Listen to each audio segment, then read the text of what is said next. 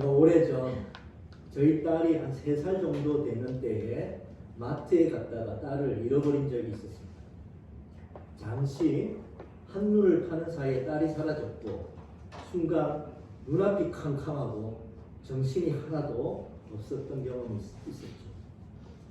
당시에 유치원에서 원생들을 데리고 놀러 갔던 곳에서 아이 한 명이 실종되는 사건이 있었는데 지금까지 그 사건은 미해결인 채로 남아있는 한 사건이 일어났었습니다.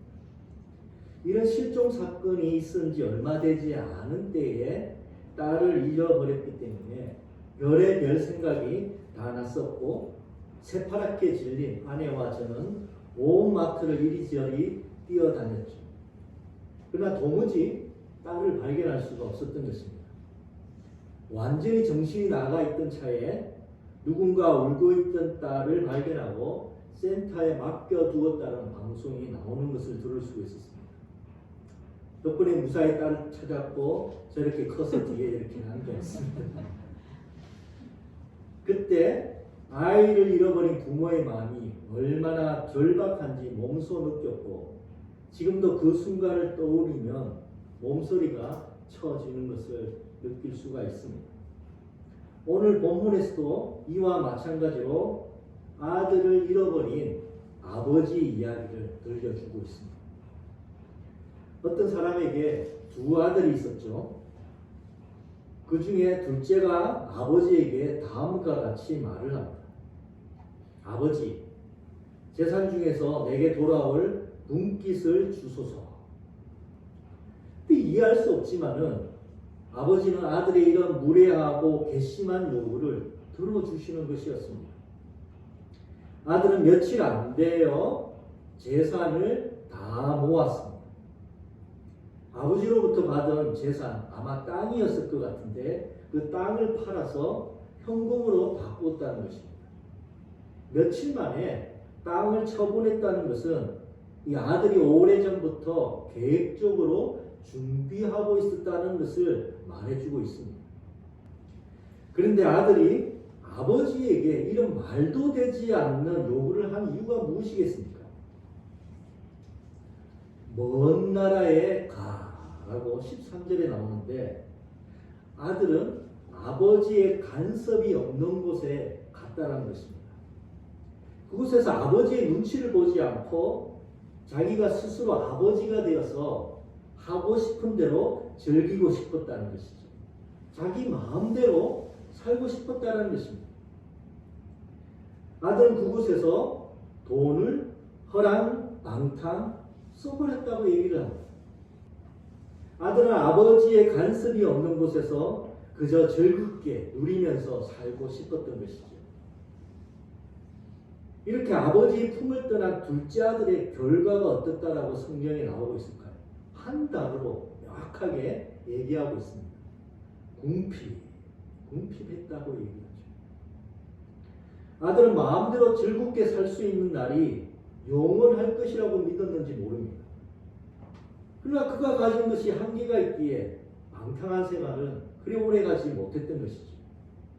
얼마 가지 않아서 그가 가진 모든 것을 다 탕진하게 되어버렸습니다. 그런데 하필 그때 흉년마저 들게 된 것이었습니다. 그래서 아들은 어느 지경까지 가게 되었을까요? 성경은 그 나라 백성 중 한 사람에게 타국에 있는 나라의 백성에 붙어 즉 종으로 살게 되었다라고 얘기를 합니다. 남의 나라 종살이를 하게 되는 정도까지 가게 되었다는 것입니다. 근데 여기서 더 나아가서 돼지를 치게 하였다.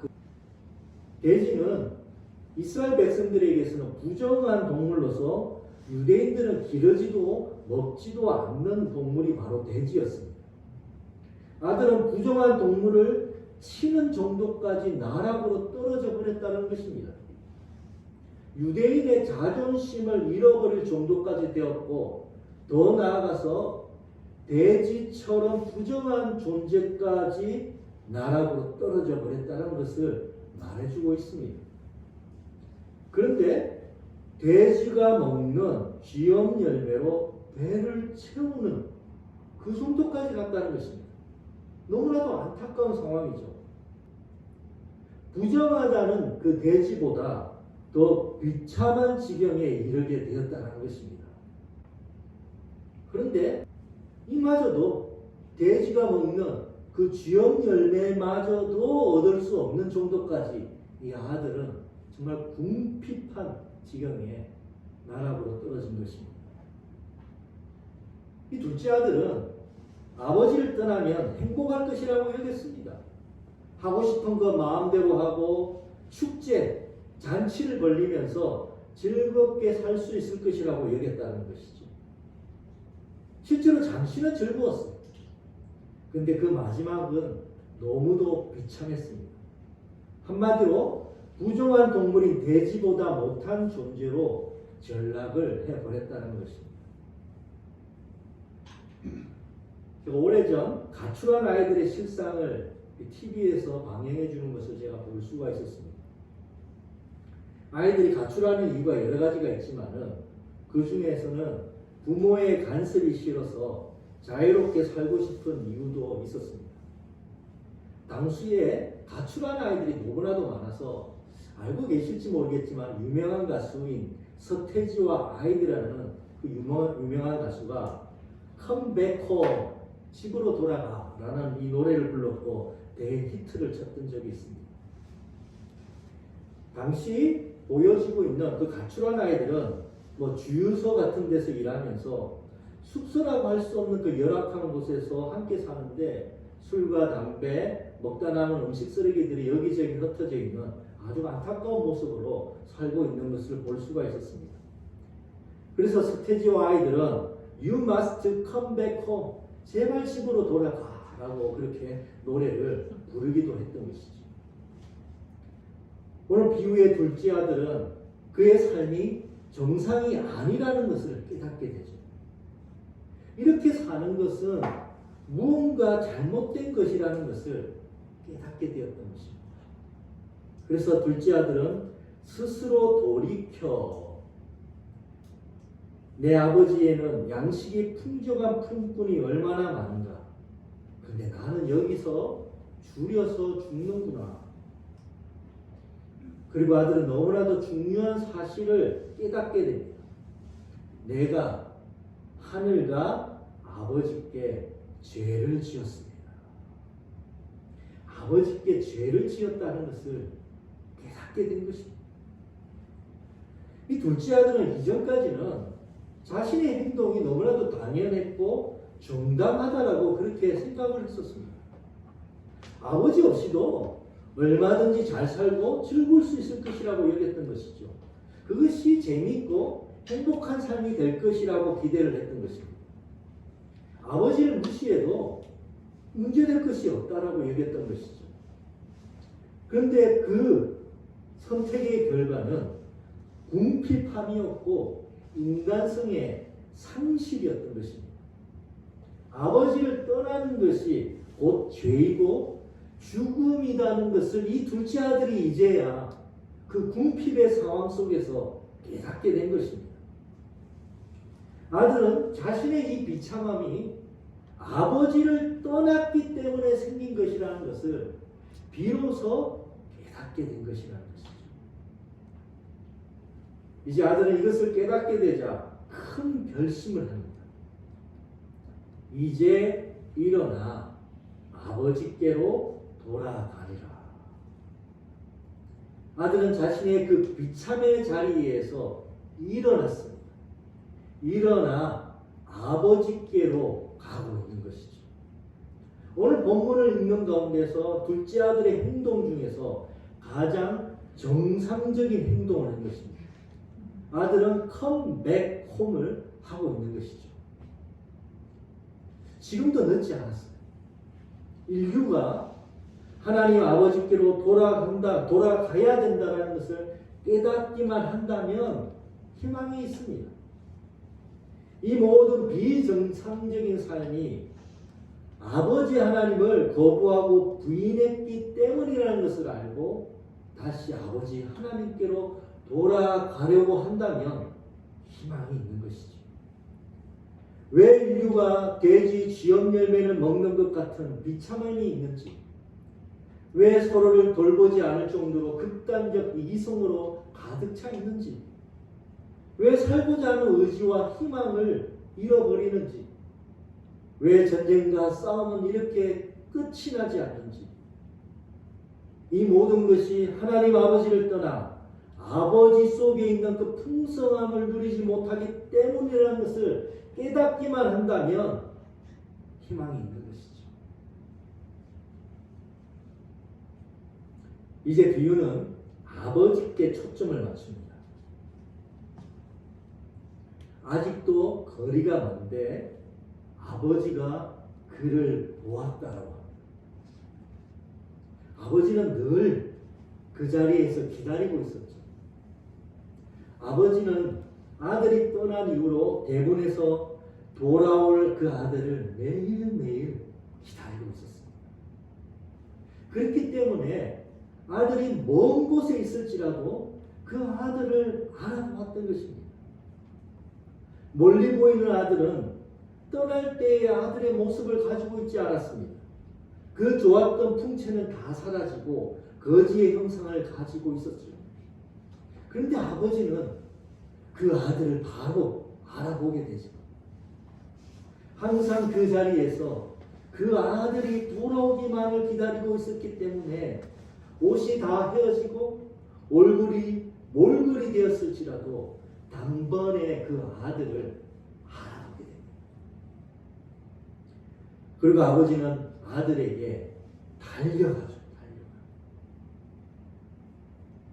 아버지는 아들을 보자마자 모든 걸 팽개치고 무작정 아들에게 뛰어갔습니다. 아버지의 채통과 체면은 중요하지 않았습니다. 아들이 돌아왔다는 것 외에는 아무것도 아버지에게는 중요하지 않았던 것이죠. 매일 대문 밖에서 아들을 기다렸던 아버지는 멀리 아들이 보이자 일어나 정말 아들인지 살펴보았습니다. 근데 정말 아들이 맞는 거예요.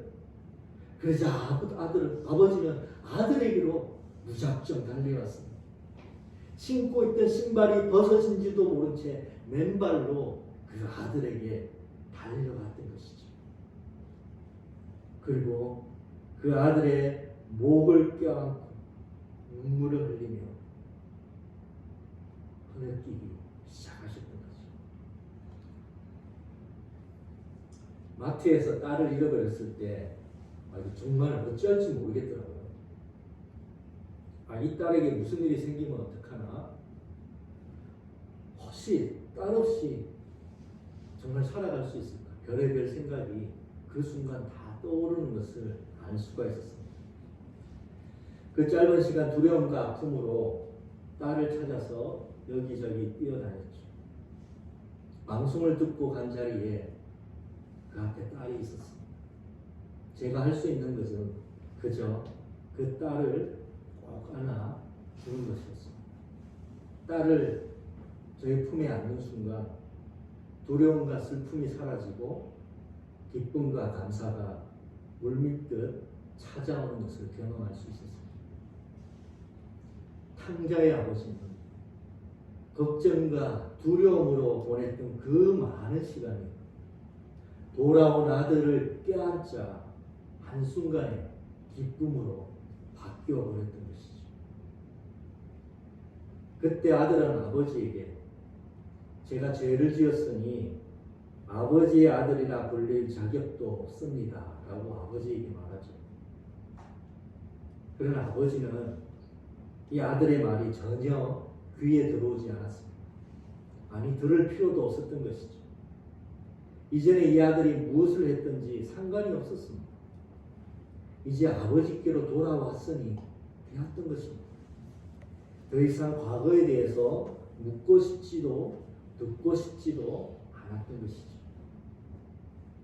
이때 아버지는 제일 좋은 옷을 내어다 입히고 손에 가락지를 끼우고 발에 신을 신기고 살찐 송아지를 잡아 잔치를 벌여줍니다. 아버지에게 아들은 그저 동일한 아들일 뿐이었습니다. 아들이 어떤 행동, 어떤 삶을 살았든지 아버지에게는 똑같은 아들일 뿐이었던 것이죠. 아버지는 아들을 종이나 일꾼으로 삼고 싶지 않으셨습니다. 아버지는 아들이 떠나 있든 함께 있든 그 둘째 아들은 언제나 아버지에게는 아들일 뿐이었던 것입니다. 아버지는 돌아온 그 둘째 아들을 용서하시고 치유하시고 회복시켜 주시는 것이죠. 아버지는 동물 같은 몰골의 아들을, 동물처럼 살았던 그 아들을 다시 사람으로 회복시켜 주십니다. 사람의 형상을 회복시켜 주실 뿐만 아니라 모든 좋은 것을 그 아들에게 주시면서 아버지의 아들의 영광, 상속자의 영광을 회복시켜 주고 계셨던 것입니다. 아버지는 아들에게 이렇게 했던 이유를 단 한마디로 이렇게 얘기하죠. 내 아들이 죽었다가 다시 살아났으며 잃었다가 다시 얻었기 때문이라고 얘기합니다. 하나님 아버지는 아무것도 묻지 않으십니다. 하나님 아버지께로 돌아오기만 하면 죽을 우리에게 영원한 생명을 허락하시며 말할 수 없는 영광으로 우리를 회복시켜 주십니다. 과거가 어땠든 하나님을 떠나서 어떻게 살았든 상관없습니다. 어떤 잘못을 했는지에 대해서 중요하지 않습니다. 하나님 앞에 다시 돌아오기만 하면 그 모든 것을 깨끗하게 하실 것이고 하나님의 아들의 거룩함으로 온전하게 변화시켜 주신다는 것이죠. 아버지 하나님은 하나님께로 다시 돌아온 자를 용서하시고 치유하시며 하나님의 아들의 그 존귀함을 더딥혀 주시는 좋으신 아버지 되신다는 것입니다. 하나님 아버지는 인류의 모든 자들이 아버지께로 돌아와 아버지의 풍성함을 누리게 되기를 여전히 대문 밖에 나가서 매일매일 기다리고 계십니다. 그리고 한 사람이 돌아오면 맨발로 뛰어가 그 돌아온 자를 받으시고 기뻐하시는 아버지 되시는 하나님이신 것이죠. 하나님은 한 사람이 주님께로 돌아오는 것을 너무나도 기뻐하십니다. 세상의 문제가 아직 해결되지 못하고 인류의 고통이 여전할지라도 하나님은 돌아온 그 한 영혼 때문에 너무도 행복해 하시는 분이십니다. 하나님은 한 영혼에게 집중하십니다. 100마리 양 중에서 잃어버린 한 양을 찾아서 온 들판을 찾아다니시는 분이 우리의 하나님이시죠. 잃어버린 한 마리 양을 찾으시면 그 양을 어깨에 메고 집에 와서 그 벗과 이웃을 불러 함께 잔치를 베풀어 주시는 분이 우리 하나님이신 것입니다. 하나님은 사람들이 하나님께로 돌아오기를 기다리실 뿐만 아니라 직접 나아가 사람들을 찾으시는 분이시라는 것이죠. 하나님은 지금도 잃어버린 자를 찾아 이리저리 뛰어다니시는 분이십니다. 한 사람이라도 하나님 품으로 돌아오기를 바라시며 그 이름을 크게 부르시면서 찾고 계시는 하나님이시죠. 이것이 하나님이 지금까지 하고 계시는 일이십니다. 하나님은 이런 하나님의 일에 하나님의 사명에 동참하도록 교회를 세우셨습니다. 하나님은 하나님의 사명에 동참하도록 아브라함을 부르셨고 이스라엘을 부르셨고 베드로와 바울을 부르셨으며 수많은 사람들을 하나님께로 부르셔서 그리스도인이 되게 하셨죠. 하나님의 부름에 응답하고 하나님의 사명에 동참한 자들이 있었기에 지금 우리가 여기 있게 된 것입니다. 100여 년 전에 하나님의 부름에 순종했었던 20대 중반의 청년들이 이곳 한반도를 찾아왔었습니다. 그들은 한반도에 있는 많은 자들에게 하나님을 알려주고 하나님의 품에 돌아올 것을 보냈던 거죠. 이들이 전한 복음 때문에 수많은 자들이 삶을 돌이켰고 하나님께로 돌아왔고 대한민국의 수많은 이들이 지금 하나님 앞에서 기뻐하며 이렇게 예배를 드릴 수 있게 되었던 것이죠. 누군가 우리에게 여기 있는 우리 성도님들 각자에게 분명히 복음을 전하여 준 분이 있을 것입니다. 우리에게 복음을 전하여 준 그분에게 감사를 드립시다.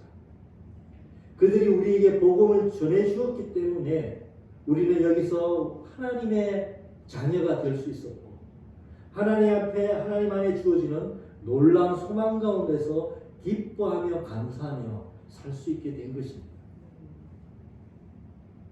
말씀을 마무리하려고 합니다. 올해는 예봉교회가 세워진 30주년이 되는 해입니다. 놀랍죠? 30년이 되었다는 것입니다. 그 30년의 그 시간의 흔적들을 다 기억하고 계시는 분도 분명히 이곳에 계실 거라고 생각합니다. 많은 일들이 있었을 것이고 또 많은 사람들이 오고 갔을 것이며 또 그 가운데서 눈물도 있을 것이고 아쉬움도 있을 것이며 그럼에도 불구하고 하나님이 인도해 주셨던 그 감사의 그러한 기억들도 분명히 계실 거라고 생각합니다. 그 많은 시간 속에 지금 비록 여기 남아있는 분들이 다인 것 같지만 하나님은 이 교회를 통해서 귀한 일들을 분명히 해오셨다고 믿습니다. 우리가 이 30주년을 맞으면서 하나님이 예봉교회를 30년 전에 세우셨던 그 뜻을 새롭게 깨닫는 한 해가 되었으면 참 좋겠습니다. 하나님 분명히 이유가 계셨습니다. 몇몇 사람의 마음속에 하나님은 뜻을 심어주셨고 하나님의 사명과 이 세상을 향한 그 하나님의 그 마음을 허락해 주시며 이 교회 속에서 그 하나님의 뜻 가운데 동참하도록 우리를 모으셔서 이 교회를 세우셨다고 믿습니다. 하나님은 하나님의 사명에 동참하도록 예봉교회를 세우시며 지금도 잃어버린 자를 찾아다니시는 그 하나님의 사명에 예봉교회가 동참하도록 우리 성도들이 동참하도록 이 교회를 다시 새롭게 세우시고 계신다고 저는 믿습니다. 우리 예봉교회는 주님이 오실 때까지 주님을 전하고 하나님을 이 세상 사람들 가운데 알리며 하나님 안에 영원한 복을 누릴 수 있도록 복음 전하는 일을 충성스럽게 감당해야 할 것입니다. 그래서 우리는 매일매일 주의 사명, 주가 우리에게 맡기신 이 사명을 주님이 오시는 날까지 잘 감당할 수 있도록 주의 은혜와 주의 능력을 강구해야만 할 것입니다.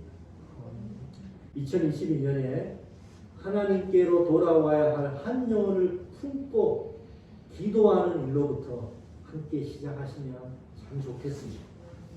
우리가 그 한 명을 품고 기도한다면 언젠가 그 사람이 오늘 본문의 둘째 아들의 그 행동처럼 돌이켜 일어나 아버지께로 돌아오는 일이 일어날 것이라고 믿습니다. 그리고 하나님은 그렇게 돌아온 일을 안아주시며 하나님의 아들로 삼아주시며 하나님의 풍성함을 경험하도록 그에게 잔치를 하늘 영광의 잔치를 그 영혼 가운데 그 삶 가운데 베풀어 주실 것입니다. 하나님 아버지 품에 있다는 것이 얼마나 큰 축복인지를 다시금 깨닫는 은혜가 예본의 성도들 가운데 있기를 축원드립니다. 그리고 그 하나님을 전하는 일을 기쁘게 감당하는 예본교회와 예본에 있는 모든 성도님들 되시기를 주님의 이름으로 축복드립니다.